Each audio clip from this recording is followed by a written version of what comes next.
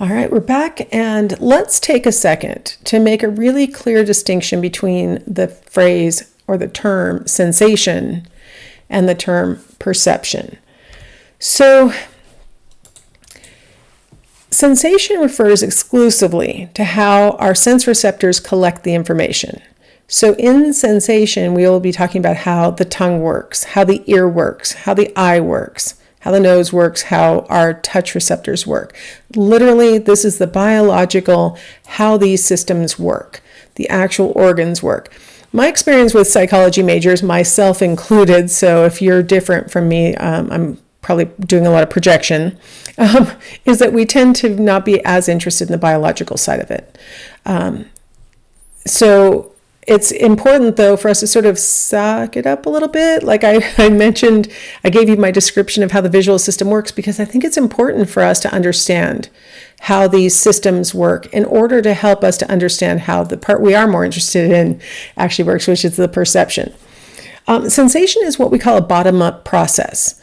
And so what that means is that the sensation system collects the little elements that make up the sensation, and the elements drive the sensation. The elements determine how your tongue is going to respond, how your ears are going to respond. The element makes that decision, right? Like the element doesn't make decisions. The element determines that. So a loud sound will have a particular predictive effect on your actual ear.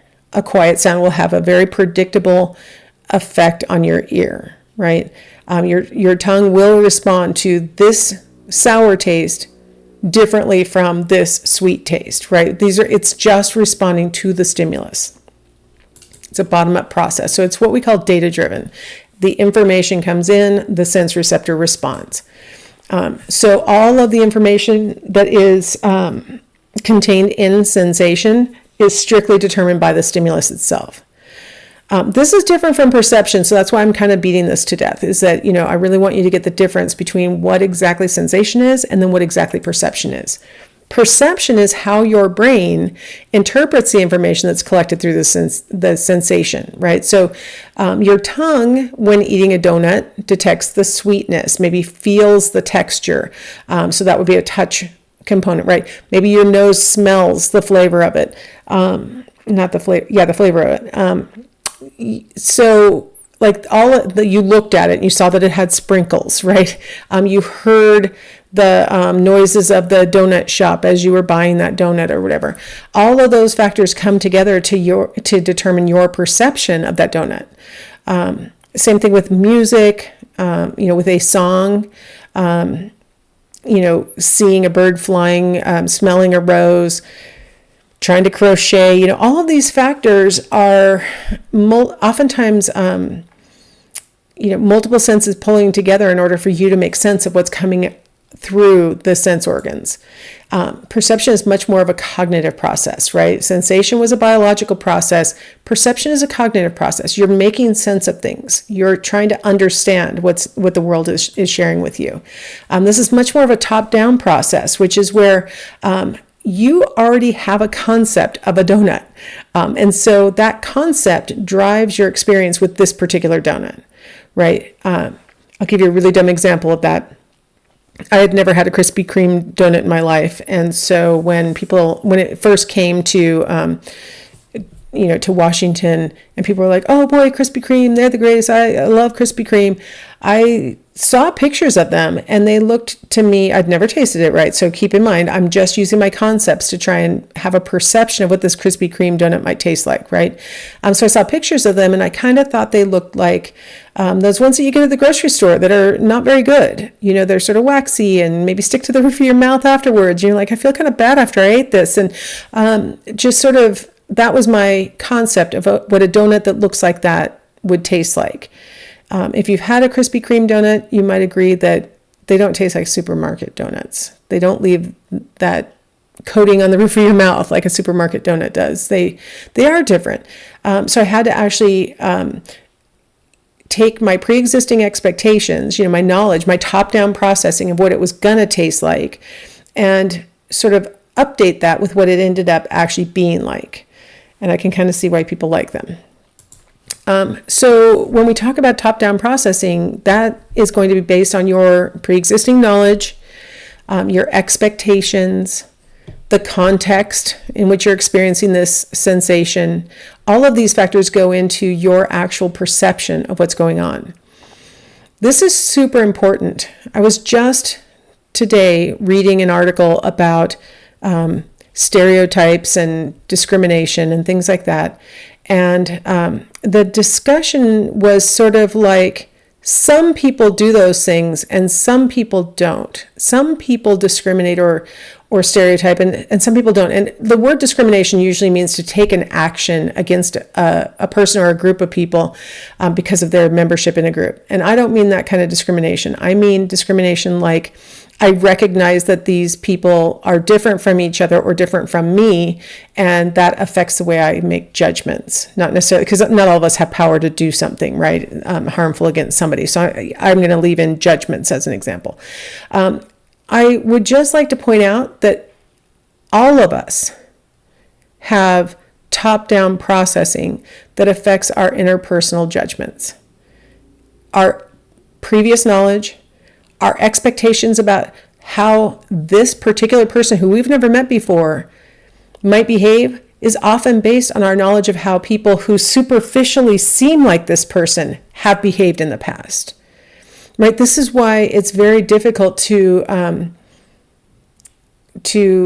make rules about how people should act, because a lot of what we're doing isn't based on the stimulus, right? It isn't just a sensation. It's actually a perception where we're carrying with us all of our baggage of our previous experiences and so on, and that clouds our judgments.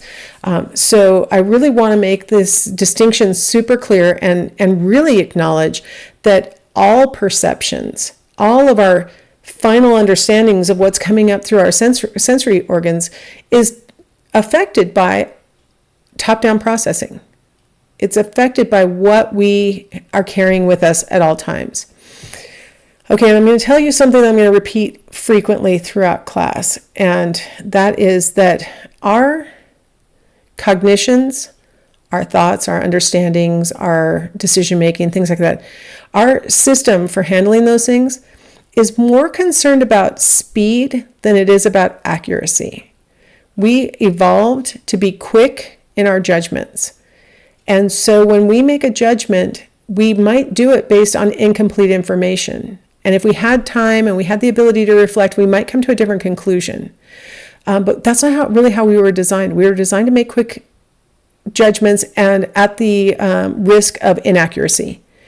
And think about why that might have been an advantage to our species over time. To be maybe we make some errors sometimes, but at least we were quick. We made a decision. One big advantage to being quick is that a lot of times we never even find out that we were wrong. We made our decision and we moved on. And we never even found out that that decision was actually not the most advantageous. The decision we made was good enough. Survival was enhanced. We got something to eat. Whatever we were trying to do, right, as an ancestral human, we secured our future, move on. The repercussions of making wrong decisions, especially when you're making a judgment about non-life and death things. You can imagine, even if you do find out that you're wrong, the repercussions are really small. It's like, oh gosh, I guess I was wrong. Let's think about, okay, so I don't play chess, so please forgive me if I say dumb stuff, but I just watched two people playing chess. And you make a series of decisions when you play any kind of game, right? Any kind of strategy game like that. Should I move here? Should I move there? Should I be aggressive or defensive? What posture should I take? Am I watching all my pieces? Am I taking care of everything? If you make a mistake in a game like that, a lot of times you lose one piece, but it's okay, you're still alive. You make certain kinds of errors, your piece dies. But guess what? It was only your piece and you lost a game. So even if you made too quick of a decision and it cost you something, a lot of times it doesn't cost you everything. And that's really why our tendency to think quickly has been favored over our tendency to be accurate in our judgments. I'll give you different game I actually play. There's a game called Farkle, and we have it on our phones, and my husband and I like to play it while we're waiting for food at a restaurant or whatever. And we were playing yesterday, and something that happens really uncommonly happened when it was my husband's roll. He got 3 pairs of the same things, right? So it was like 2 2s, 2 5s, and 2 6s, something like that.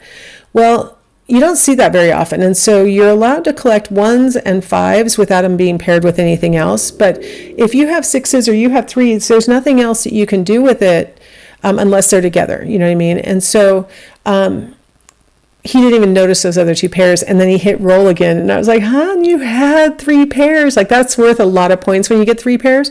And he didn't notice it because his expectation was, it's unlikely that I'm going to get 3 pairs. I'm looking for 5s and 1s. So low risk. Yes, I did beat him in the game, but low risk, no big deal. We're going to play another game of Farkle, no big deal, right? So that's how life is, right? For most of ancestral history, it's a game of Farkle most of the time. It's hardly ever a game of getting eaten by the lion, right?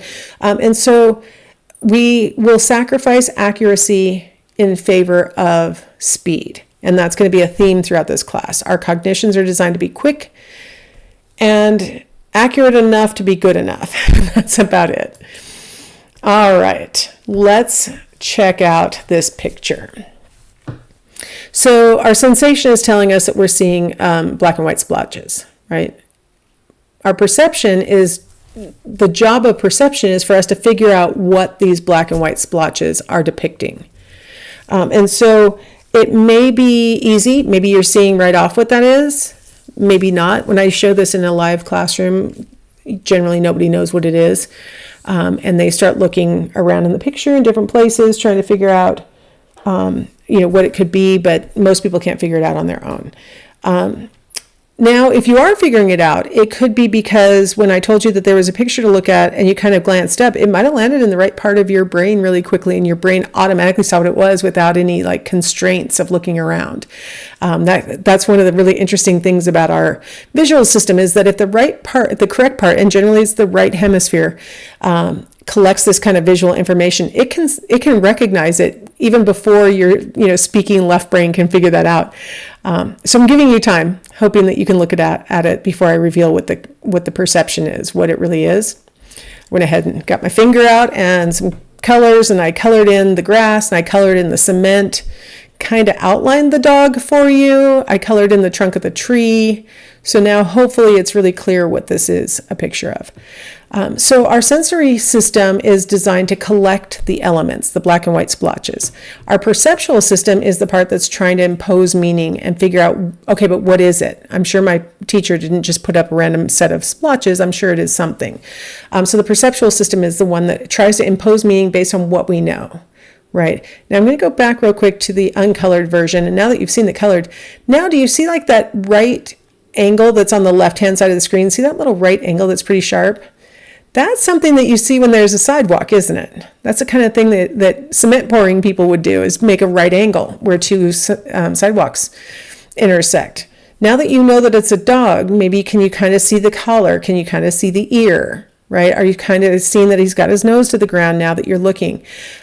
So now that you see that that's the shadow of a tree, now you kind of go, oh, okay, that's shade. I can see the trunk and I see the branches of, okay, this is making sense, even in the black and white splotches scenario. So having some context, having some basis for making a judgment helps you to be able to figure out what could be just abstract blobs otherwise. So that's what our perceptual system needs, is some context, some experience, something to kickstart us so that we can really understand what exactly we're experiencing. Now you're going to notice this chapter might actually, it's designed to be about visual perception, but a lot of the things I'm going to talk about, I'm going to try and point out that these are some of the same principles that particularly our hearing system also relies on. It's harder to do demonstrations of exactly how the auditory system works as well as we can do with the visual system. And most of the research on perception has focused on vision. Vision is our primary sense. We rely on it the most, and so researchers have spent the most time studying it. But particularly our auditory system, our hearing, works very similarly as far as us trying to figure out what we're experiencing. I'll give you an example. I'm not going to hum any songs, so don't be afraid. But sometimes when a person sings a song, it's not quite right. Right? They don't have the instruments with them. Maybe their voice isn't that good. Maybe they're leaving out a couple of the nuances of how the tune moves, but you still can kind of recognize it. Right? And that's the thing, is that it doesn't have to be, now that I've colored this picture, you can tell my outline of the dog isn't perfect. I mean, that's probably not how the dog's left rear leg should be looking, but I sort of just trailed off there because I'm not exactly sure where it went. But you still, now that I've outlined it, you're like, oh yeah, that actually makes sense. And in fact, I might have his legs switched for all I know. I don't know. I just tried to draw around it. It doesn't have to be perfect for you to perceive what the intention is. That's what I'm trying to get at. Whether it's a visual scene like you're looking at here, or it's an auditory thing. We'll just use an example of my accent. I mean, I don't think I have an accent because, of course, I'm the speaker, right? So I'm like, I think I'm speaking normally, but you're probably picking up some kind of accent. I've lived in a lot of different places, and I've kind of hodgepodged together a bunch of different aspects of the different places I've lived. And I probably have some kind of accent that you're able to detect. Even though I'm not pronouncing words the way that maybe you're used to hearing them, you probably are able to figure out what I'm saying, at least with the normal words, not the science-y words. The science-y words I try and put on the screen so you don't have to guess what I'm saying. But with normal regular language words, you might be thinking to yourself, that's not how I pronounce it, but I understand what you're trying to say. That's perception, right? You being able to impose meaning even in a somewhat ambiguous situation. That's perception. All right. So let's go ahead and take a break here, and I will come back and let you read this interesting statement and do something with it.